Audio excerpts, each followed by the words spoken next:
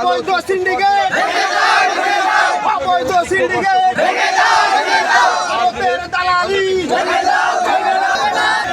এই অবৈধ সিন্ডিকেট অবৈধ সিন্ডিকেট অবৈধ সিন্ডিকেট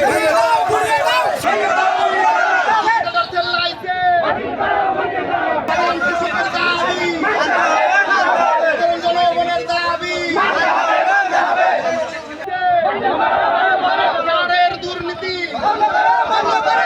জনগণের দাবি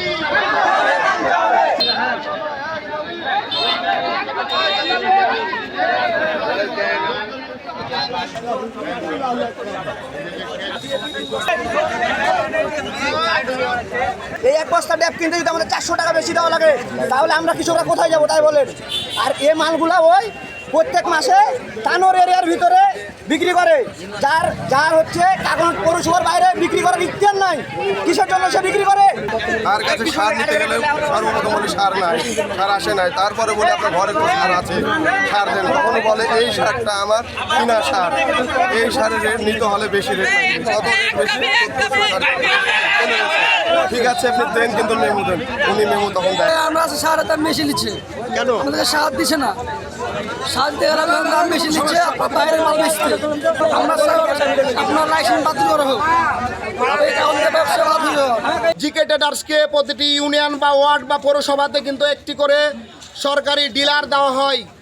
এই ডিলারের ধারাবাহিকতায় জিকে ট্রেডার্স বহুদিন থেকে এই কাকনের সাধারণ কৃষকের ওপর কিন্তু নির্যাতন নিপীড়ন করছে। এই সার যেহেতু সরকার কিন্তু ভর্তুকিতে বাইরে থেকে নিয়ে আসে, তাদের দাবি যে ন্যায্য মূল্য যাতে আমরা এই সার কিন্তু পাই। এই সার কেন তারা বেশি দাম নেয় এবং কৃষক কেন পায় না?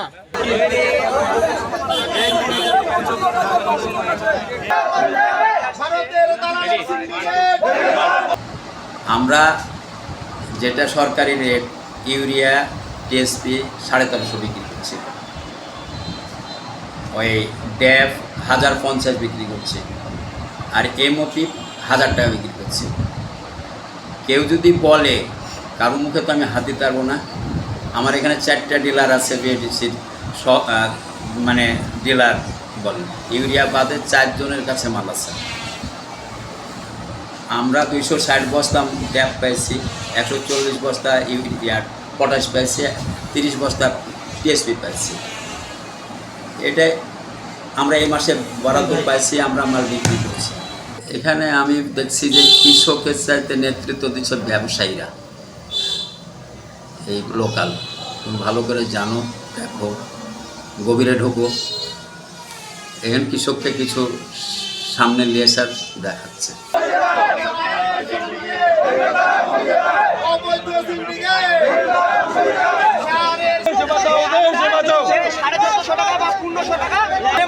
আমাদের সাথে খারাপ আচরণ, গালিগালাজ বা নারী নির্যাতন।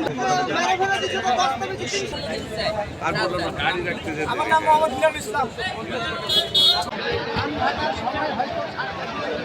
কৃষকের দাবি, আমাদের